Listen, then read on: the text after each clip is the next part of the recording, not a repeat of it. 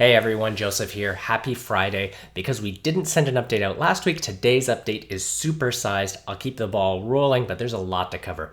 Today I'm going to speak a little bit about the internship program. I'm going to speak a little bit about mental health and work-life balance.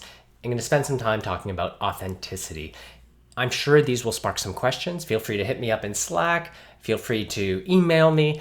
Let me know, and I will work to answer either directly or in future videos. The internship program. So this is specifically targeted to those who have just started the internship or are about to start. This is really an exercise, a way to practice first impressions. So every employer that we work with to launch an internship program is trying to get their sales machine running, but is also trying to find good sales talent. There are real job opportunities on the line, which means you are making a first impression with them. Positive, negative, somewhere in the middle maybe.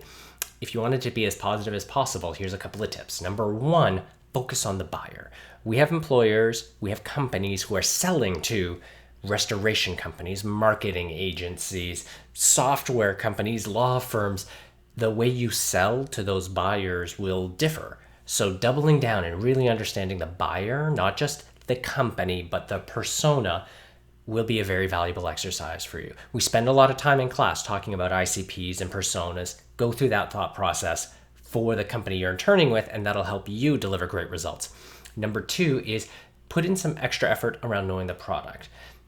Not to say that needs to be your big focus. Like if you're gonna weigh those, put a lot more energy on the buyer, but take the time to get to know the product. So look online, watch a couple of videos. If they have a free trial, sign up for one. During that early process, knowing that you put that extra effort in to get to know the product will pay dividends. You don't need to be an expert. It's making that little effort. So a good example, one of our employer partners sells an iPad app. So if you have an iPad, if you're interviewing with them, taking the time to download the free app and check it out will make a huge impact in the interview process. Of course, this translates perfectly into your interview process anywhere. So if you were interviewing at a company, any company, and they had a free app, install it, try it out, because they're gonna ask you. So focus on the buyer, spend a bit more energy on the product. The third one is over communicating your results. Now, obviously, when you start the internship, you've got to do the activity right away. Try your calls, do your emails, get the ball rolling. Don't sit on your hands, make it work. But just doing the activity on its own isn't going to make the strongest first impression, because they hire people every day who pick up the phones and email. But if you over communicate your results, I made 20 calls, I made 50 calls, got 10 contacts, 3 conversations, no booked meetings. If you over communicate that, you say, here's what I did, here's what the results were, and any insights you have, you are going to blow them away. So a great example would be, I did 200 dials over the last week. I had 10 powerful conversations, booked 2 demos, but I noticed something. When I call into this segment, they never answer unless I'm calling outside office hours. So I think if we're calling these people, we should actually be doing it just after the close of business.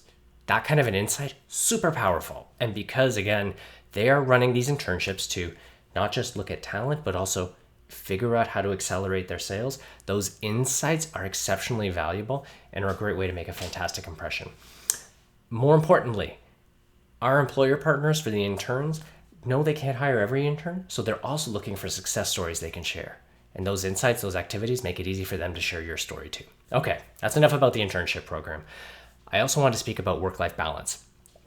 One of the things that we're seeing in a lot of our conversations with grads, with students, even with the clients on the Kite side, is that this new world of remote work, tons of Zoom meetings, not a lot of in-person chatting and water cooler talk, no lunch meetings. It's stressful. And it's tough, especially for people who have kids or are not in the same house as their family.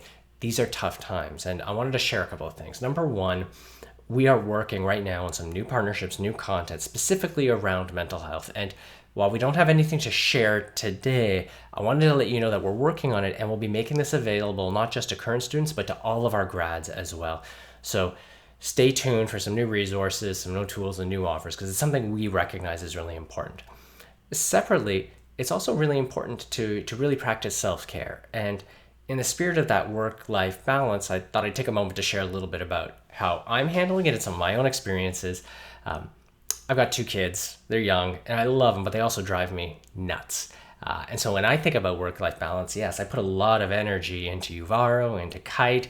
I try to make sure I'm as available as I can for home life as well, but that doesn't give me a lot of time to take care of myself in the way I need to.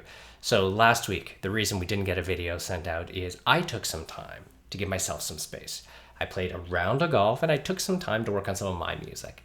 And I share that because in a previous video, I talked about chunking. Chunking can help with your productivity at work. It is also a fantastic technique to give yourself some time.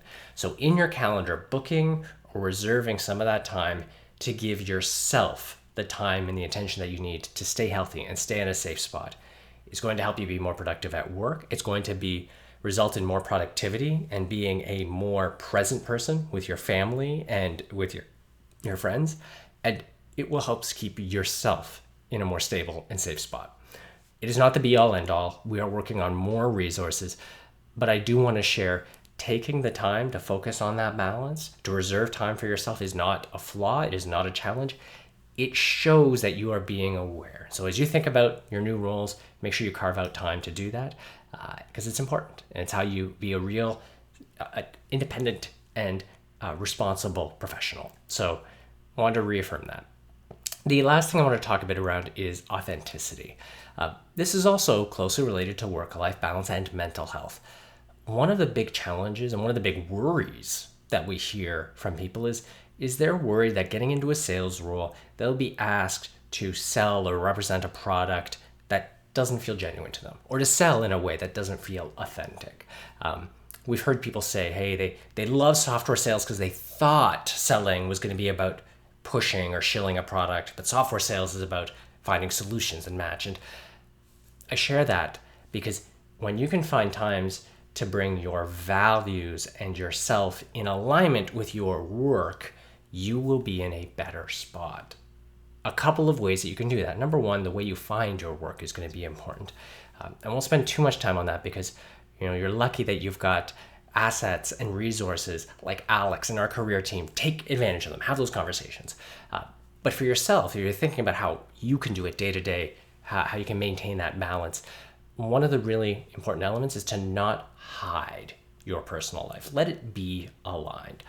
So as a good example, to bring this full circle back to the SDR internship program, one of the things that we did hear from one of our partners that they look for is people who are memorable, who in the way they deliver a pitch, the way they interact with a client, that they leave a distinctly positive, memorable experience.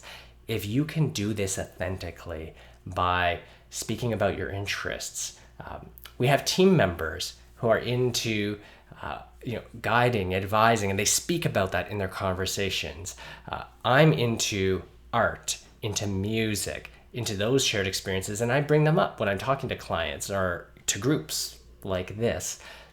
Finding the time to tell your personal stories or to weave them in will be a lot easier to stay authentic and feel like in your work life you're being genuine like you would in your home life, and that will make it a lot easier to stay on an even keel.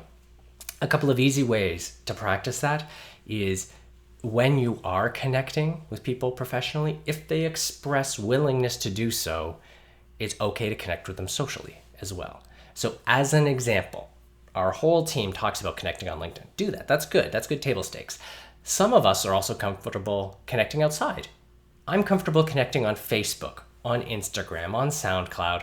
Feel free to hit me up. In the email or in the description, I'll include the links to my profiles. I invite you to connect for a couple of reasons. One, it'll make it easier for you to interact authentically because you'll know we have that connection.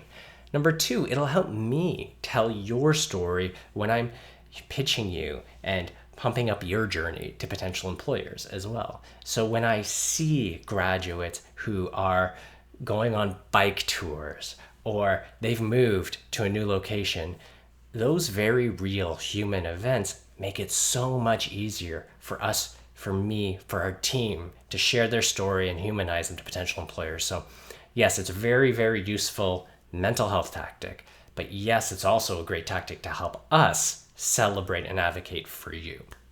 So full circle there, some lessons on how to crush an SDR internship program. some thoughts on work-life balance, and we have more coming, and some comments on authenticity. If you have suggestions on how to make any of those three areas more successful or powerful for the team, please toss them into chat, send them my way, and I'll include them into future notifications and emails. There's a ton of expertise in the Uvaro community, so please do share. I hope you're having a fantastic Friday. Hope you have a great weekend, and happy selling.